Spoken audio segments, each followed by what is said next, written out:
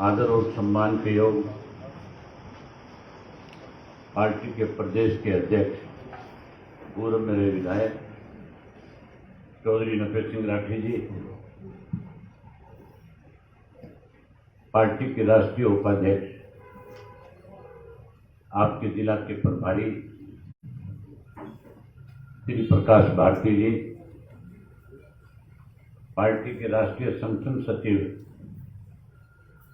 पूर्व गृह मंत्री श्री श्याम सिंह राणा जी,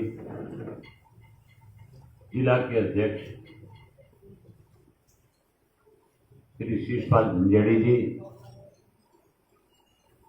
मंच पे मेरे साथ बैठे हुए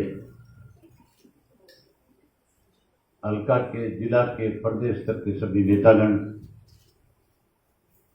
आज के इस संगठन की मीटिंग में आए हुए पार्टी के सभी बहुत ही कर्मठ मेहनतकश कार्यकर्ता साथियों, पत्रकार छायाकार दोस्तों, मेरे से पहले जितने वक्ता थे उन सब ने संगठन कैसे मजबूत हो, कैसे संगठन में और ज्यादा लोगों को जोड़ा जा सके, उस पर बहुत खुल करके आपके बीच में चर्चा करी और बड़े विस्तार के साथ भारती जी ने बताया भी कि हमने अम्बाड़ा जिला के अंदर अपने चारों विधानसभा क्षेत्रों के अंदर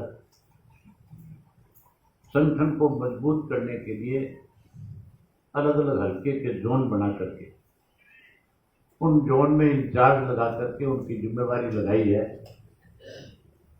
कि संगठन को जोन के स्तर पे ले जाकर के मजबूत किया जाए। जहां उन्होंने जिला कार्यकारिणी का जिक्र किया कि हमने अपनी जिला की कार्यकारिणी भी कंप्लीट कर ली, पार्टी के अध्यक्ष जिला के इलायदा, उपाध्यक्ष भी, पार्टी के संगठन सचिव भी, पार्टी के महासचिव भी, पार्टी के सचिव भी, कोषाध्यक्ष भी, सबको भी जिम्मेवारी दे दी है। एक समय था जब संगठन की बात आती थी कहीं पे, चाहे पार्लियामेंट में बैठे लोग संगठन के बारे में जिक्र करते थे, चाहे कोई असेंबली में बैठ के करते थे, चाहे कोई किसी और राजनीतिक मंच पे इसकी चर्चा होती थी, या कहीं कोई डिबेट होती थी, या गांव में लोग इकट्ठे बैठ के हुक्के पे बात करते थे, बस में करते थे, रेल में करते थे कि संगठन किसका सबसे ज्यादा मजबूत है, तो फिर खुल करके लोग इस बात को विश्वास के साथ कहते थे कि इस देश में इंडियन नेशनल लोकदल पार्टी एक ऐसी पार्टी है जिसका संगठन सबसे बड़ा और मजबूत है। जहां हमारा संगठन मजबूत था, जहां सबसे बड़ा था, वहीं हमारे संगठन की एक और खास बात थी। हमारे संगठन के अंदर लोग जो है अपनी पार्टी की बात किसी भी ऐसे मंच पे जाकर के नहीं करते थे जहां पार्टी में कोई कमजोरियां है। हमारे यहाँ हर व्यक्ति पार्टी के साथ जो जुड़ा हुआ था वो अपनी पार्टी को बहुत बड़ी ताकत देने का काम करता था। मैंने सरदार प्रकाश सिंह बादल का एक भाषण सुना था संगरूर के अंदर, जब उनकी पार्टी को छोड़ करके उनके एक साथी ढींसा साहब गए तो उन्होंने संगरूर के अंदर एक कॉन्फ्रेंस करी थी, वहां लोगों को उन्होंने बुलाया था और लोगों के बीच में एक बात खुल करके कही थी कि मनुष्य जो मां के पेट से पैदा होता है, जो जन्म देती है, एक तो वो मां है और एक धरती मां है जिस धरती पे वो बड़ा होकर के और अपने पैरों पे खड़ा होता है, और तीसरी जो मां है वो पार्टी होती है। कोई भी व्यक्ति किसी भी पार्टी के साथ जब जुड़ता है तो पार्टी फिर उसको मान सम्मान देती है, पार्टी फिर उसकी इज्जत बढ़ाती है, पार्टी फिर उसको एक ऐसे मुकाम पर ले जाकर के खड़ा करती है जहां उसके नाम को एक बड़ी ताकत मिलती है, एक वो माँ भी होती है। उन्होंने कहा कि जन्म देने वाली माँ जो है वो तो अपना जिम्मेवारी निभा देती है, और जमीन जब जिसको हम धरती माँ कहते हैं वो उसको चलना सिखा देती है। लेकिन इज्जत सम्मान अगर कहीं किसी को मिलता है तो वो फिर किसी राजनीतिक दल में शामिल होकर के उस पार्टी को अपनी मां बना करके हासिल करने का काम करता है। इसलिए साथियों, संगठन जो है वो बहुत बड़ी जिम्मेवारी है, और जिस किसी को भी पद दिया जाता है, जिस किसी को संगठन में जिम्मेवारी दी जाती है, अगर वो उसका अच्छी तरह से निर्वहन करता है तो फिर उसके सम्मान में कहीं पार्टी की तरफ से कोई कमी नहीं आती, फिर उसकी इज्जत बढ़ती है। आज आपने संगठन को जोन के सत्र पे ले जाकर के खड़ा कर दिया, लेकिन जो बात मैं आपसे कह रहा था कि एक ऐसा वक्त था कि इंडियन नेशनल लोकदल पार्टी के संगठन के बारे में पूरे देश में चर्चा हुआ करती थी। हम चाहते कि उससे भी बड़ा संगठन हमारी पार्टी का फिर से खड़ा हो। चौधरी ओम प्रकाश चौटाला जी हमेशा एक बात कहते हैं कि जिस पार्टी का संगठन मजबूत होगा उस पार्टी को सत्ता में आने से कोई नहीं रोक सकता। आज की तारीख में प्रदेश में हालात इस किस्म के हैं कि हर व्यक्ति की निगाह आपकी पार्टी की तरफ लगी हुई है। आज जिन लोगों ने हमारे साथ धोखा किया था, जो लोग कहीं चौधरी देवीलाल के नाम का सहारा लेकर के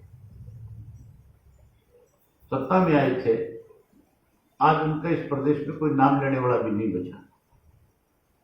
आज उनकी हालत ऐसी है कि वो किसी भी सामाजिक समारोह में नहीं जा सकते, आज वो कोई राजनीतिक कार्यक्रम नहीं कर सकते,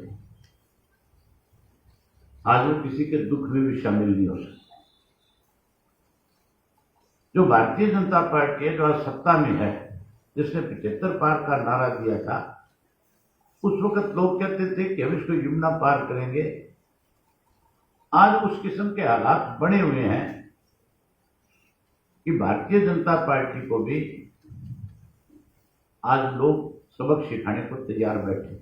अगर आज की तारीख में चुनाव हो जाए तो बीजेपी और जेजेपी की मेरे ख्याल एक भी सीट इस प्रदेश में नहीं आएगी, या कोई आ जाएगी। भाजपा और जेजेपी का तो कोई नाम लेने वाला बचा ही नहीं। गलती से कोई 10 लोगों के बीच में व्यक्ति खड़ा होकर के ये कह दे कि मैं जेजेपी का कार्य करता हूं, तो मेरे ख्याल बहुत बड़े विरोध का सामना करना पड़ेगा। कोई ये कह दे मैं बीजेपी का पदाधिकारी हूं, तो मेरे ख्याल उसकी हालत भी खराब कर देंगे। यहां तक कांग्रेस का सवाल है, कांग्रेस पार्टी तो लगातार आपस में कांग्रेस की दाल जूतियों में बढ़ रही है, लगातार कांग्रेस में आपस में विवाद बढ़ रहा है। आपके सामने मेरे कहने की जरूरत नहीं। आज अगर सेंट्रल के सतह पे, केंद्रीय सतह पे भी अगर कांग्रेस को देखा जाए तो कांग्रेस में 3 लोगों के हाथ में अलग अलग ताकत है।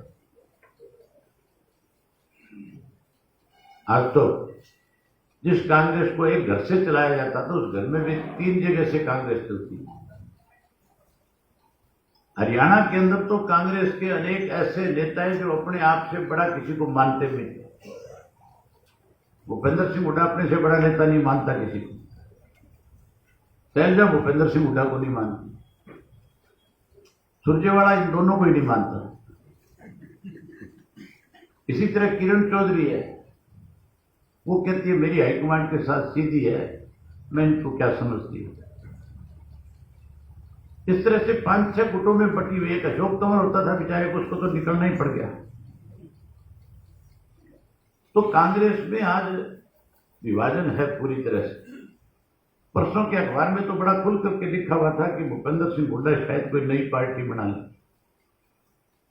ये नई पार्टी नहीं बनाएगा, ये तो भाजपा जैसे कहेगी वैसे फैसले लेगा। आज आपके सामने है कि किस तरह से बीजेपी के साथ मिलकर के भूपेंद्र सिंह हुड्डा इस प्रदेश को कमजोर करने में लगा हुआ है। मुझे प्रेस के साथी कई दफा पूछ लेते हैं कि हुड्डा बीजेपी के साथ कैसे मिला हुआ है। हुड्डा तो उस दिन बीजेपी के साथ हाथ मिला लिया था जिस दिन राज्यसभा का चुनाव हरियाणा प्रदेश का सुभाष चंद्रा ने बीजेपी की सपोर्ट से लड़ा। जब सुभाष चंद्रा चुनाव लड़ रहा था उस वक्त मैं अपोजिशन लीडर होता था। हमारे पास 20 एमएलए थे, 19 हमारी पार्टी के थे, एक अकाली दल का, और कांग्रेस के पास 15 थे। 2 कुलदीप बिश्नोई रेणुका हस्बैंड वाइफ को दोनों एमएलए। इस तरह से हम 37 लोग अपोजिशन में थे और कांग्रेस पार्टी के लोगों की तरफ से एक ऑफर मुझे आई। उन्होंने अपना संदेशा मेरे पास भेजा और कहा कि अगर आप चाहते हो कि बीजेपी का कोई दूसरा एमपी राज्यसभा का चुन करके ना जाए तो फिर आप और हम मिलकर के किसी ऐसे व्यक्ति को कैंडिडेट बना लेते हैं, ऐसे व्यक्ति को खड़ा कर लेते हैं जिस पे आप भी सहमत हो और हम भी सहमत हो जाए। मैंने उनसे कहा कि आप कोई नाम दो, नाम सुझाओ। अगर किसी अच्छे व्यक्ति का नाम आपकी तरफ से आएगा तो हम भी नहीं चाहते कि बीजेपी का राज्यसभा का दूसरा मेंबर चुन करके जाए। हम भी चाहेंगे कि बीजेपी का दूसरा मेंबर बनने की बजाय हम दोनों पार्टियां मिलकर के किसी तीसरे व्यक्ति को बनाएं। 2-3 नाम आए, आखिर एक नाम पे सहमति बन गई। आर.के. आनंद नाम का एक सीनियर एडवोकेट सुप्रीम कोर्ट का था, उसके नाम के ऊपर कांग्रेस भी सहमत होगी, हम भी सहमत हो। हमने उसका नॉमिनेशन फाइल भरवा दिया और मैंने उसका नॉमिनेशन फाइल करवाने के बाद चिंता व्यक्त करी थी और कहा था, उन्हीं से बताया मैंने कि आप कांग्रेस की हाईकमांड से बात करो, आप कांग्रेस के अहमद पटेल से बात करो। मुझे कहीं ऐसा अंदेशा है, मुझे कहीं से खबर लगी है कि भूपेंद्र सिंह हुड्डा गड़बड़ करेंगे। तो कहने लगे नहीं कि मेरी बात होगी, मेरी बात होगी। मैंने उनसे कहा कि फिर भी आप एक बारी दोबारा से रिकन्फर्म कर लो कि कहीं कोई गड़बड़ ना हो। उन्होंने अपनी तरफ से सारी बात की, दोबारा से तहकीकात कर ली और मुझे कहने लगे कि नहीं, ऐसा कुछ नहीं होने वाला। उसके अंदर भूपेंद्र सिंह हुड्डा ने बीजेपी के लोगों के साथ मिलकर पेन की सही बदलने का काम किया। जब कांग्रेस के लोग वोट डालने गए थे तो उस वक्त में जो पेन जिससे टिक मार्क करनी थी वो पेन बदल दिया, और पेन बदलने वाला कोई और नहीं। ये आपका अम्बाड़ा सिटी का एमएलए नहीं है,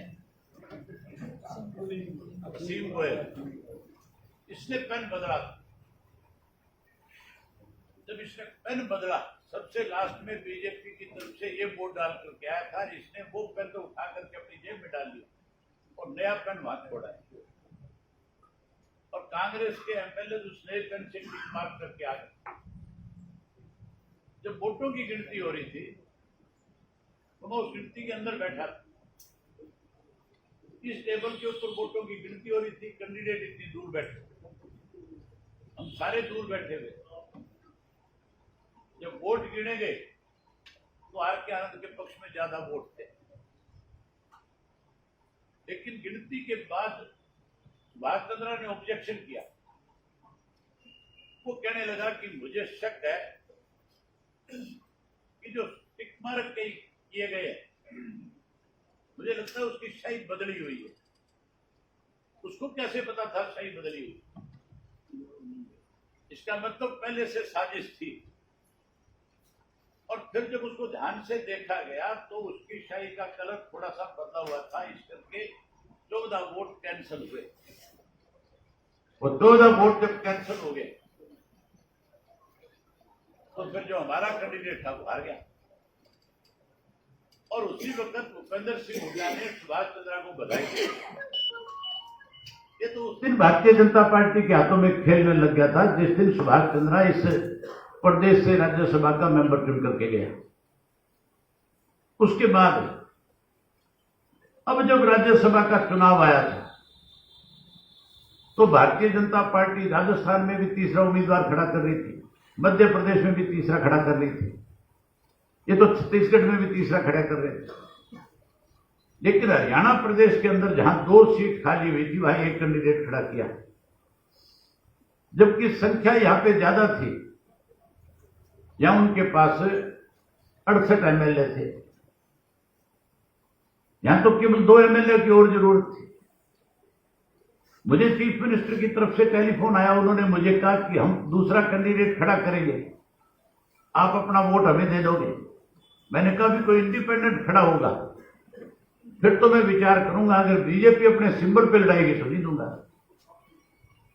ना मैं कांग्रेस को दूंगा, क्योंकि मैं तो दोनों के खिलाफ लड़कर के चुन करके आया हूं। अगर मैं किसी एक की मदद करूंगा तो इसका मतलब कहीं ना कहीं लोगों का विश्वास मेरे ऊपर से उठेगा।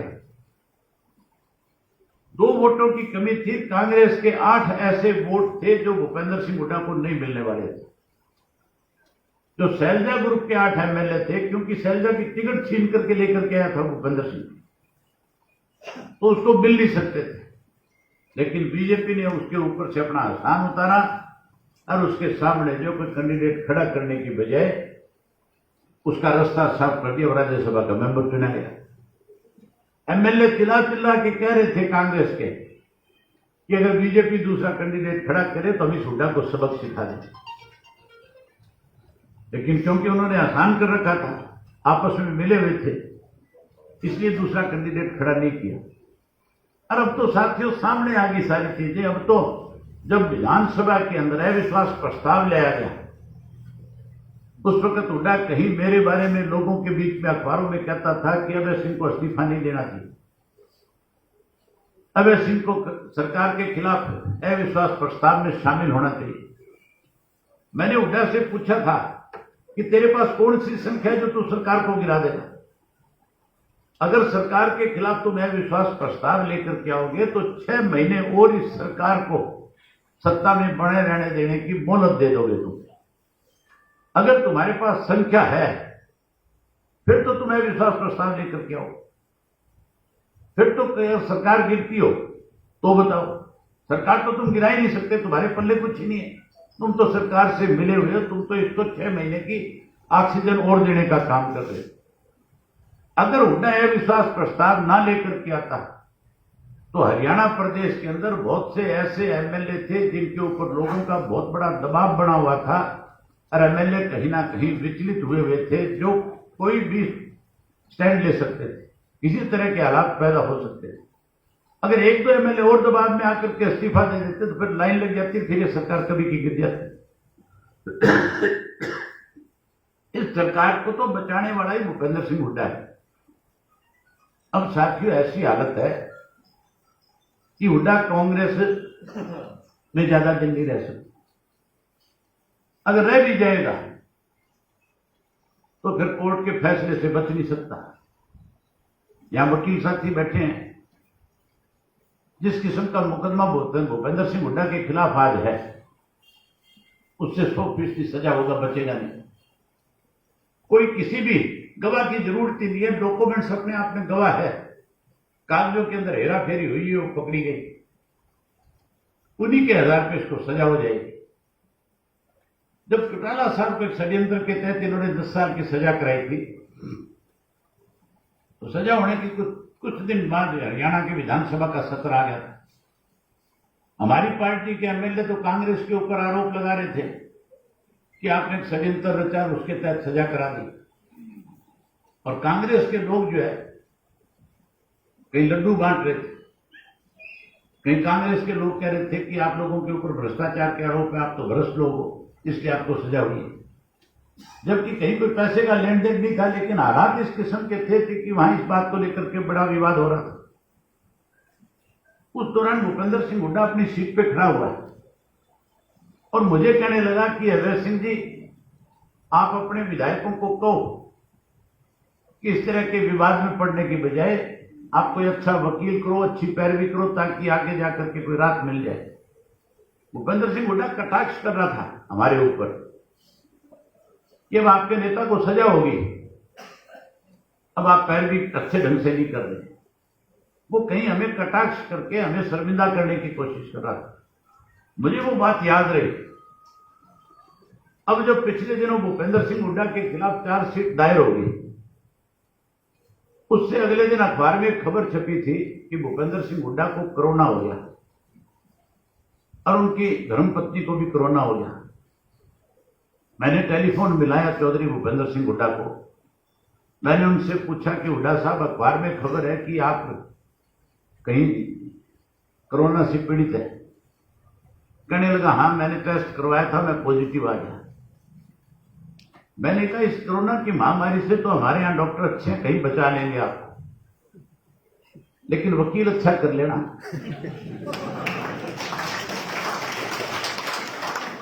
कोर्ट से नहीं बचोगे। और मैंने ये भी कहा साथ के साथ कि आपको अगर अच्छे वकीलों की इस देश के अंदर जानकारी नहीं है तो मैंने 10 साल बहुत धक्के खाए हैं। मुझे एक एक वकील का पता है, कौन सा वकील क्या पैरवी करने के कितने पैसे लेते हैं। मैं आपको नाम बता दूंगा, लेकिन अच्छे वकील जरूर करना, बचोगे नहीं। तो साथियों, मान के चलो ये नहीं बचेगा किसी कीमत में। इसको 100% की सजा होगी। भाजपा जजपा का कोई नाम लेने वाला नहीं इस प्रदेश में। कांग्रेस के अंदर भूपेंद्र सिंह हुड्डा जेल जाने के बाद कांग्रेस खत्म होगी। आज लोगों की निगाह अगर किसी पार्टी के ऊपर है तो केवल और केवल आपकी party Indian National Lokdal party की। अभी भारती जी कह रहे थे कि हम गांव गांव में जाएंगे, हम वार्ड में जाएंगे, हम कस्बों में जाएंगे, रूठे हुए लोगों को मनाएंगे। हमारे से क्यों रूठेगा कोई? रूठते तो सत्ता में बैठे लोगों से है। हम तो सत्ता से बाहर रह करके भी हमारे कार्यकर्ता को कहीं अपमानित ना होना पड़े, हमारे कार्यकर्ता के काम में कोई रुकावट आए, इसके लिए अधिकारियों को टेलीफोन करा करके उसका सम्मान बढ़ाने का काम करते हैं। हमारे प्रति तो लोगों का विश्वास बढ़ रहा है। जो उनसे रूठ हैं, आप उनसे जाकर के संपर्क करो और उनको अपने साथ जोड़ने का काम करो। जो लोग कहीं बहकावे में आकर के उनके प्रति अपना वोट डाले आए थे, आज वो आपके साथ जुड़ना चाहते हैं। इसलिए आप एक एक आदमी से संपर्क करके संगठन को मजबूत करने का काम करो। मैं खास करके जिन लोगों को जो उनकी जिम्मेवारी दी गई उनसे एक आग्रह करना चाहूंगा, डिस्ट्रिक्ट की सारी बॉडी से कहना चाहूंगा कि हमें केवल इस संगठन को जोन तक नहीं रखना। हम चाहते हैं कि यह संगठन हमारा पंच के वार्ड तक जाए। जैसे चौटाला साहब ने कहा था ना कि एक बूथ 10 यूथ हो, हमने उसकी संख्या को बड़ा करना है। हमारे पास 16 सेल है।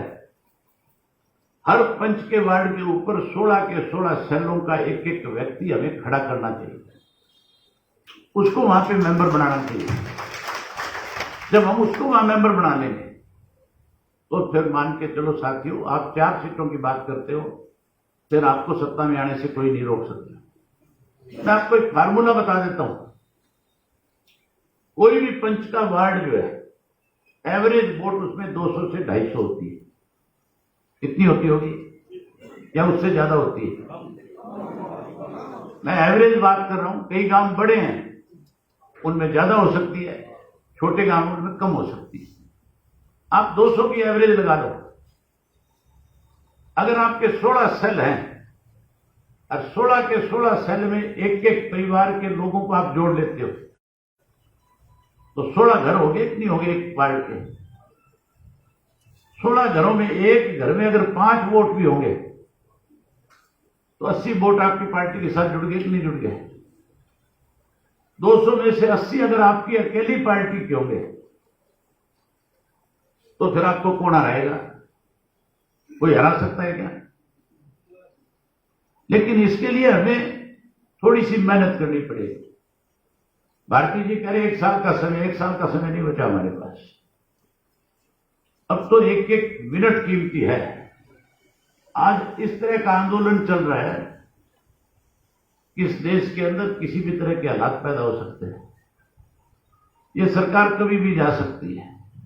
इसलिए हमें लगातार लोगों से संपर्क करके इसको पंच के वार्ड के सतर तक खड़ा करना है। और इसके लिए जैसे हमने पहले 10 दिन का समय लिया था कि हम 10 दिन के अंदर अपने डिस्ट्रिक्ट की बूथ की इसके जोन के स्तर पे अपनी कमेटी खड़ी कर लेंगे। 15 दिन का फिर समय हम देते हैं आपको। आप अगले 15 दिन के अंदर इस काम को हर हालत के अंदर पंच के वार्ड के स्तर तक लेकर के जाओ। अगर पंच के वार्ड के स्तर तक इसको ले गए तो फिर आपकी पार्टी को सत्ता में आने से कोई नहीं रोक सकता। आप 100% आने वाले समय में अपना राज, अपनी सरकार इस प्रदेश में बनाओ। वहीं आपसे एक निवेदन और करूंगा। हम चौधरी देवीलाल का जन्म दिवस 25 सितंबर को हर साल बहुत धूमधाम के साथ सम्मान दिवस के रूप में मनाते हैं। इस बार भी हम चौधरी देवीलाल के जन्म दिवस को धूमधाम से मनाने का काम करेंगे। हमेशा तो हम पार्टी में जिले के पदाधिकारियों की ड्यूटी लगाते हैं, लेकिन अब की बार संगठन से जुड़े हुए सब लोगों की जिम्मेवारी लगाएंगे। एक एक संगठन से जुड़ा हुआ साथी, जिस तरह मैंने कहा कि हम पंच के वार्ड के स्तर पे अगर इसको ले जाते हैं, एक पंच के वार्ड से अगर 5 आदमी हम उस सम्मान दिवस में लेके अपने साथ जाएंगे तो संख्या 3 लाख से ज्यादा हो जाएगी। हमारे यहां 60,700 कुछ जो है पंचों के वार्ड हैं। अगर एक वार्ड से 5 आदमी जाएगा तो कितनी संख्या होगी? 3 लाख से ज्यादा होगी, इतनी होगी। ये तो मैं बात कर रहा हूं गांव की। जो कस्बे हैं, जो शहर हैं, जहां महानगर है, अगर वहां पे भी हम इस तरह का संगठन खड़ा कर लेंगे तो फिर संख्या 3 लाख से बढ़कर के 3.5-4 लाख हो जाएगी, इतनी हो जाएगी। अंबाड़ा सिटी में, अंबाड़ा कैंट में अगर एक एक वार्ड के अंदर हम 20-20 साथी भी अगर तैयार करते हैं तो संख्या बढ़ जाएगी अपने आप। जहां संख्या बढ़ेगी वहां संगठन मजबूत हो जाएगा। इसलिए आपसे निवेदन करने आया हूं कि जहां संगठन को पंच के वार्ड के स्तर तक लेकर के जाओ, वही 25 सितंबर की तैयारी भी साथ साथ शुरू कर दो। उन लोगों के नाम लिखने शुरू कर दो कि तुम्हारे वार्ड से 5 कौन लोग जाएंगे। लोग आपको अपना नाम देंगे, नंबर देंगे, आप पार्टी के सेंट्रल ऑफिस को दो। हम उनको वहां से टेलीफोन के ऊपर फिर से मैसेज भेजेंगे कि उम्मीद करेंगे कि आप लोग चौधरी देवीलाल के सम्मान दिवस में पहुंच करके उनके प्रति अपने श्रद्धा सुमन अर्पित करोगे। और जब साथियों 3 लाख से बड़ी संख्या में लोग आ जाएंगे तो फिर मान के चलो, अधिकारी जो आज दफ्तरों में बैठे हैं वो इंडियन नेशनल लोकदल पार्टी के कार्यकर्ता के लिए कुर्सी खाली करेगा, वो उसको सम्मान देगा, वो उसको इज्जत देगा, उसको बैठा करके चाय पिलाएगा। आज की तारीख में भी हमारे जो साथी थे जो जेजेपी में चले गए, उनके लिए तो किसी अधिकारी का गेट नहीं खुलता है, या खुलता है किसी का? उनके लिए कोई चपरासी भी गेट नहीं खोलता। लेकिन इंडियन नेशनल लोकदल पार्टी का कोई भी कार्यकर्ता जाकर के डीसी के गेट के ऊपर खड़ा होकर के कहे कि मैं इंडियन नेशनल लोकदल पार्टी का कार्यकर्ता हूं, मुझे डीसी से मिलना है, तो दरवाजे चपरासी नहीं डीसी खुलवा देता है। आज भी आपकी पार्टी के प्रति अधिकारियों के मन में एक भय है, एक रिस्पेक्ट है कि इंडियन नेशनल लोकदल पार्टी का कार्यकर्ता कभी भी किसी गलत काम के लिए किसी अधिकारी के दरवाजे पर नहीं जाएगा। इसलिए मैं आपसे कहना चाहता हूं कि अगर आप बदलाव लाना चाहते हो तो फिर संगठन को मजबूत करने के लिए समय निकालो। जिन साथियों को जिम्मेवारी दी गई है, जिनको जोन इंचार्ज बनाया गया है, मैं जिला के पदाधिकारियों से कहूंगा कि उनके साथ जाकर के आप गांव में अभी से हर रोज 1 घंटे का समय निकालो। हर रोज अपने अपने जोन के 2-2 गांव में जाओ। जब 2-2 गांव में जाओगे और उन 2 गांव के अंदर जब पंच के स्तर के ऊपर आप अपने लोगों की टीम खड़ी कर लोगे तो फिर मान के चलो सारा नक्शा बदल जाएगा। 15 दिन के अंदर सारा का सारा हरियाणा कवर हो जाएगा। हो जाएगा कि नहीं हो जाएगा? करोगे इस काम को? बहुत धन्यवाद आपका।